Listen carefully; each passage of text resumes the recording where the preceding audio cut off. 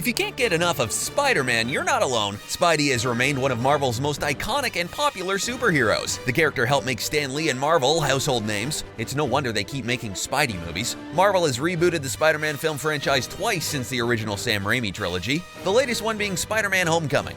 But the upcoming animated film Spider-Man Into the Spider-Verse looks ready to take Spider-Man in a whole new direction. Here are our reasons why Spider-Man Into the Spider-Verse will be better than its predecessor, Spider-Man Homecoming. But first, make sure you hit the subscribe button to get more videos from CBR.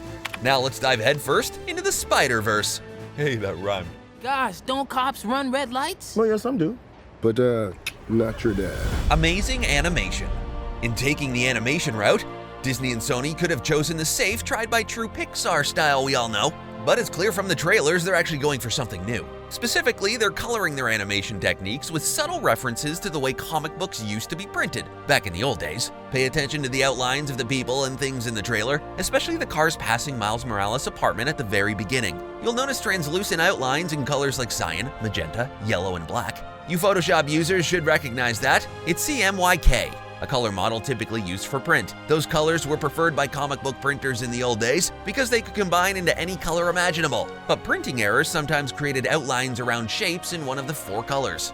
The animators of Spider-Verse clearly want to honor that tradition, but you don't have to be a nerd about comic book printing to know that the animation in this film is special. Everyone, serious fans and general audience members alike, will see a form of animation they've never quite experienced before. It could be an animation milestone. Homecoming was a good movie, but you probably won't remember it as a truly innovative film that changed cinema forever.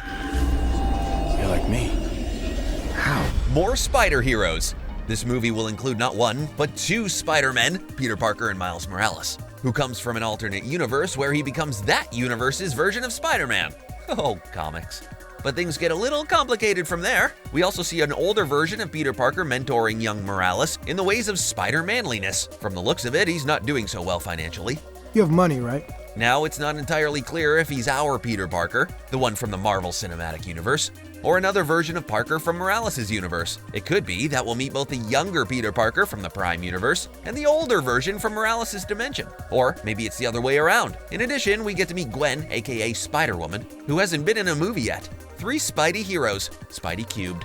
And that's at the very least. There are even more Spider-Man-like heroes throughout the multiverse, called Spider Totems, at least in the Spider-Verse comics. There's Ashley Barton, who in the Wolverine comic is the granddaughter of that universe's version of Peter Parker. There's the grizzled old Ezekiel Sims, aka Old Man Spider, who took on the role of Spidey after the death of Parker in Edge of Spider-Verse. There's even a 6-armed Spider-Man from What If Spider-Man. We know that the Spider-Verse comics include a massive crossover between these universes, as all the Spider-Heroes must band together before they are hunted down and killed by Morlun and his family, known as the Inheritors. I think we can assume that something like this might occur in Spider-Man Into the Spider-Verse. The point is, it's a smorgasbord of Spider. Spider-Man Homecoming, by contrast, it's just Spider-Man and his place in the larger MC universe. For Spider-Man devotees, having a laser focus on so many aspects of the Spider-Man character could be more rewarding. And that brings us to Miles Morales.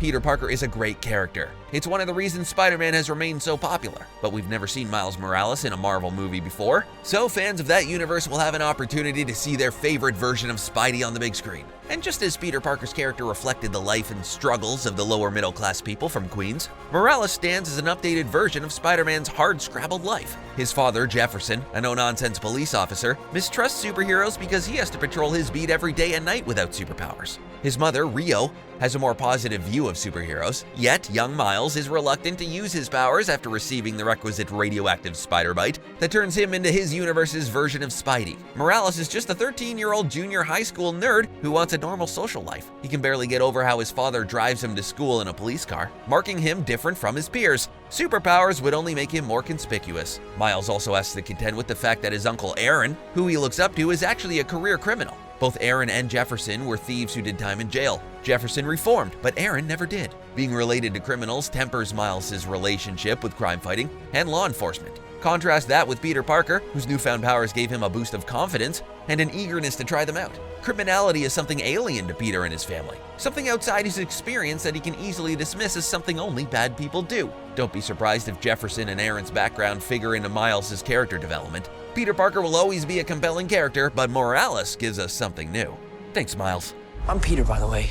Doctor Strange. Oh, you're using your made-up names. then I am Spider-Man. More storytelling possibilities. Spider-Man Homecoming belonged to the MCU, and that means that the sequel to Homecoming wasn't, Spider-Man Homecoming Returns or Spider-Man Homecoming Home again. Or, you know what, we'll probably leave the titles up to Marvel. Anyway, the point is that the direct sequel to Spider-Man Homecoming is Avengers Infinity War. In fact, the title of this film alludes to Spider-Man finding his place in the Marvel Cinematic Universe, and the creative choices of the film are driven by the need to integrate Spidey into that universe. He'll fit right in. His relationship with Iron Man is a prime example. Having Tony Stark take Peter Parker under his wing sets up their relationship in Infinity War. And all of that is great, but who knows what direction they would have gone in had there been no need to help Spidey find his place in what could be the largest, most complex film series in cinematic history. Now there's no doubt that Spider-Man Into the Spider-Verse will allude to the events in the MCU, as well as the events in the Spider-Verse comics. The latter is pretty much guaranteed, but it does give the writers of this new film a little bit more freedom to chart a new course with Spidey without feeling the whole weight of the MCU timeline on their shoulders. The movers and shakers at Marvel aren't fools. They know there are serious fans of Marvel comics who are looking for a different angle when it comes to their favorite heroes on screen. So while the mainline MCU will remain forever in our hearts, it's nice to know we have some potential alternatives in terms of how the adventures of your friendly neighborhood Spider-Man play out. Thank you, Mrs. Stark. But I'm good.